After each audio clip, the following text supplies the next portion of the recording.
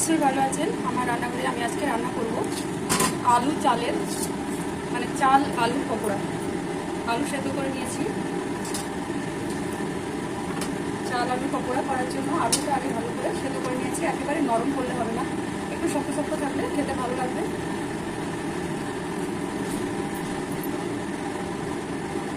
দিয়ে দিচ্ছি চালের গুঁড়ো, চালের গুঁড়ো নিলাম। এবার এর মধ্যে দিচ্ছি ধনেপাতা কুচো, অল্প সামান্য একটু হলুদ, দিয়ে দিচ্ছি একটু লঙ্কার গুঁড়ো, দিয়ে দেবো একটু ভাজা মশলা, দিয়ে দেবো নুন, এখানে দিয়ে দিচ্ছি দুটো শুকনো লঙ্কা ভাজা। এবার এটা মেখে নেব, ভালো করে মেখে নিয়ে বড়া ভাজলেই আমার পকোড়া রেডি। এখন ভালো করে মেখে নেব। যদি জলের দরকার হয় খুব সামান্য একটু জলের ছিটা দিয়ে নিতে হবে।